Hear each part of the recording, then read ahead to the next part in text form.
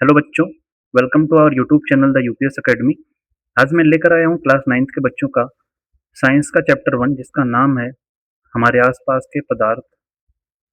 उसका हम क्विज करेंगे आज की क्लास में, आज के सेशन में। तो बच्चों, आज के इस सेशन में, कुछ के सेशन में टोटल 20 क्वेश्चंस रहेंगे और प्रत्येक क्वेश्चन के लिए आपको 10 सेकंड का समय मिलेगा। तो आज ये लाइव सेशन मैं लेकर आया हूँ आप सभी क्लास 9th के बच्चों के लिए। तो आप अगर हमारी क्लास ध्यानपूर्वक पढ़े होंगे तो आप, जाहिर सी बात है, बहुत ही अच्छे से आप सारे क्वेश्चन का आंसर देंगे और अपना आंसर आप कमेंट बॉक्स में ज़रूर लिखें।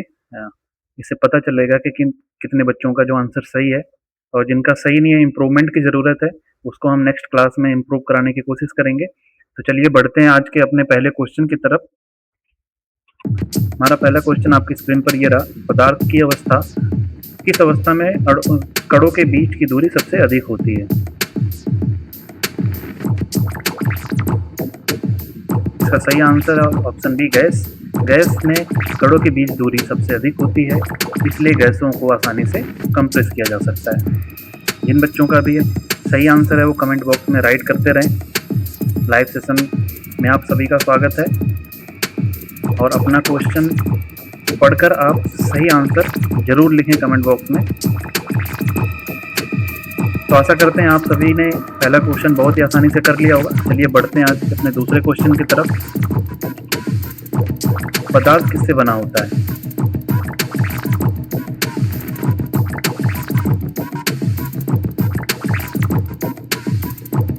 तो इसका सही आंसर ऑप्शन बी, छोटे छोटे कणों से।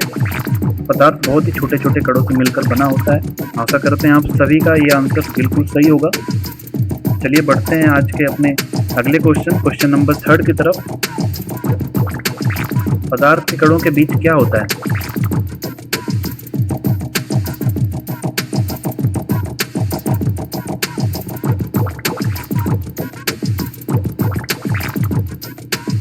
इसका सही आंसर ऑप्शन सी, रिक्त स्थान होता है।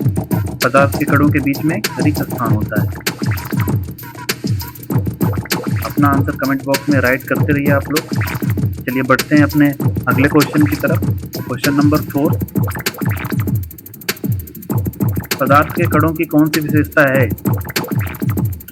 वे हमेशा स्थिर रहते हैं, वे निरंतर गति करते रहते हैं, वे केवल ठोस में गति करते हैं, या वे दिखाई देते हैं? इसका सही आंसर क्या है? वे निरंतर गति करते रहते हैं।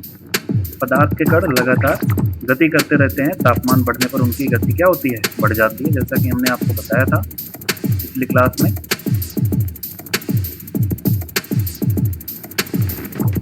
बढ़ते हैं अपने अगले क्वेश्चन की तरफ। Question number 5। तापमान बढ़ाने पर पदार्थ के कणों की गतिज ऊर्जा क्या होती है?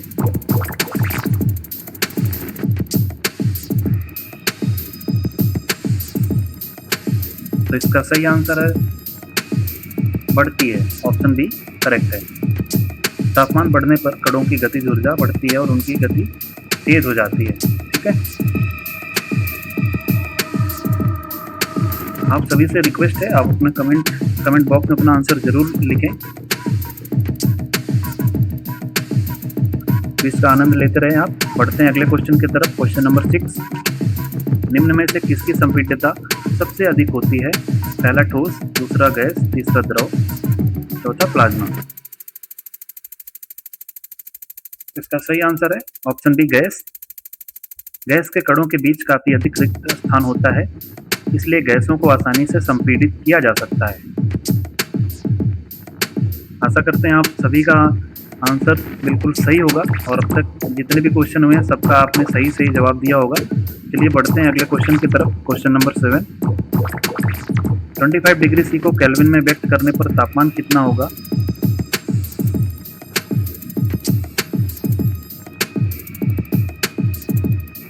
तो इसका सही आंसर ऑप्शन सी, 298 केल्विन। जैसा कि पिछली क्लास में हमने आपको फॉर्मूले के साथ में बताया था, सेम एग्जांपल भी लिया था हमने। जिन बच्चों ने क्लास को ध्यान से समझा होगा, देखा होगा, उनका बिल्कुल सही आंसर होगा। चलिए बढ़ते हैं अगले क्वेश्चन की तरफ। Question number 8। 0 डिग्री सी पर बर्फ को गर्म करने पर वह किस तापमान पर पानी में बदलना शुरू करती है?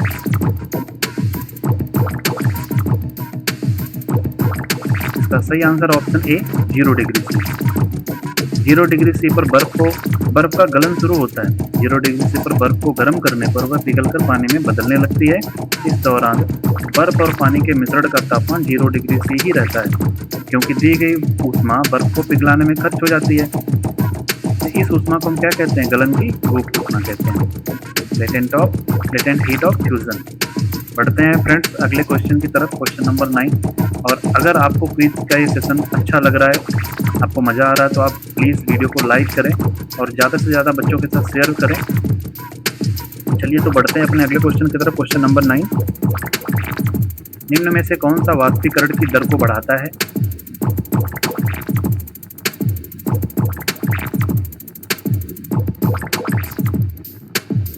इसका सही आंसर ऑप्शन है सतह क्षेत्र बढ़ाना। सतह क्षेत्र बढ़ने पर अधिक कण सतह से बाहर निकलते हैं, ठीक है, इसलिए वाष्पीकरण तेज होता है। जितना ज़्यादा सरफेस होगा, ठीक है ना, उतने ज़्यादा कण उससे निकल सकते हैं, पॉसिबिलिटी ज़्यादा होगी, इसलिए वाष्पीकरण फास्ट होगा। बढ़ते हैं अपने अगले क्वेश्चन की तरफ, क्वेश्चन नंबर 10। वाष्पीकरण के कारण ठंडक क्यों होती है?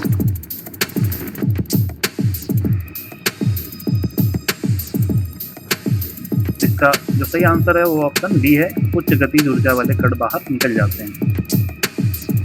अधिक गतिज ऊर्जा वाले कण सतह से निकल जाते हैं, जिससे शेष द्रव की औसत गतिज ऊर्जा कम होती है और ठंडक महसूस होती है। इसका जो एग्जाम्पल है वो घड़ा है। घड़ा में पानी हम रखते हैं तो वो कुछ टाइम बाद क्या होता है? ठंडा हो जाता है। चलिए बढ़ते हैं अपने अगले क्वेश्चन की तरफ, क्वेश्चन नंबर 11। गैस से द्रव में परिवर्तन क्या कहलाता है? संघनन, वाष्पीकरण, गलना या फिर ऊर्ध्वपातन? तो इसका जो सही आंसर है वो क्या है? ऑप्शन ए संघनन।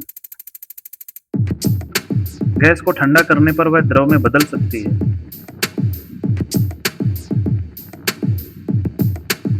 तो बढ़ते हैं अपने अगले क्वेश्चन की तरफ, क्वेश्चन नंबर 12। द्रव से गैस में परिवर्तन क्या कहलाता है? द्रव से गैस में परिवर्तन क्या कहलाता है?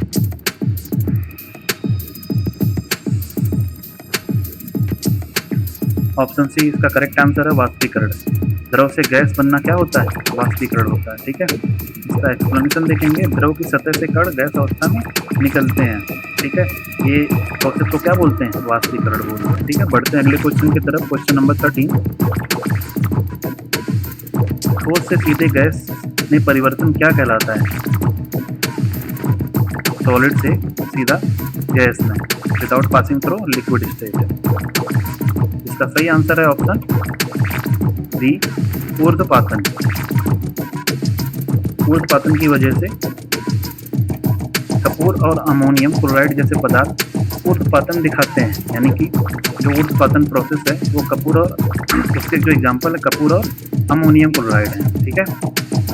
तो बच्चों अगर सेशन समझ में आ रहा है तो वीडियो को लाइक ज़रूर करना है, ठीक है, और अपने दोस्तों के साथ में ज़्यादा से ज़्यादा शेयर करना है। बढ़ते अपने अगले क्वेश्चन, क्वेश्चन नंबर 14 की तरफ।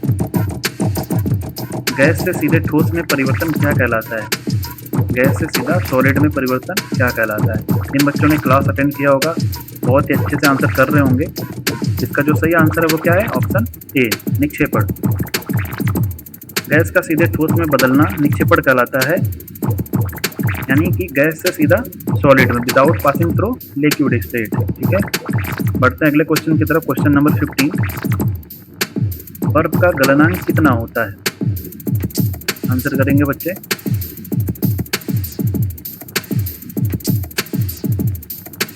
तो इसका जो सही आंसर है बच्चों वो क्या है? ऑप्शन ए, 0 डिग्री सी।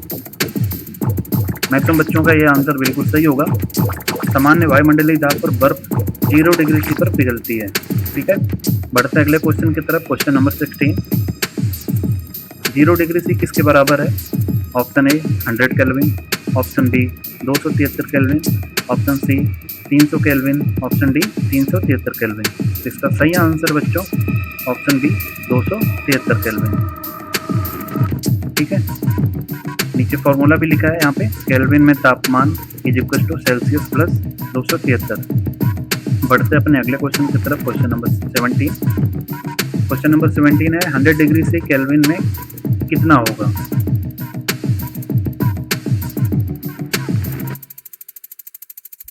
इसका जो सही आंसर है ऑप्शन सी 373 केल्विन। ठीक है, 100 प्लस 273 करेंगे तो क्या आएगा 373 kelvin. Option C correct answer. बढ़ते हैं अपने अगले क्वेश्चन की तरफ। क्वेश्चन नंबर 18, वाष्पीकरण मुख्यतः कहाँ होता है? पूरे द्रव में, केवल तली में, द्रव की सतह पर? ऑप्शन डी पात्र के बाहर। तो इसका जो सही आंसर है वो क्या है? ऑप्शन सी द्रव की सतह पर। वाष्पीकरण मुख्यतः कहाँ पर होता है? द्रव की सतह पर होता है। बहुत ही इंपॉर्टेंट क्वेश्चन है। द्रव की सतह पर वाष्पीकरण एक सतही घटना है। ठीक है, बढ़ते हैं अगले क्वेश्चन की तरफ। क्वेश्चन नंबर 19, वाष्पीकरण की दर किससे बढ़ती है? तापमान बढ़ाने से, आर्द्रता बढ़ाने से, सतह कम करने से, हवा की गति घटाने से? तो सही आंसर है इसका ऑप्शन ए तापमान बढ़ाने से। तापमान बढ़ने पर अधिकतर पर्याप्त ऊर्जा प्राप्त करते हैं और सतह से बाहर निकलते हैं। ठीक है, बढ़ते अगले क्वेश्चन के तरफ। क्वेश्चन नंबर 20, मिट्टी के घड़े में पानी ठंडा होने का मुख्य कारण क्या है?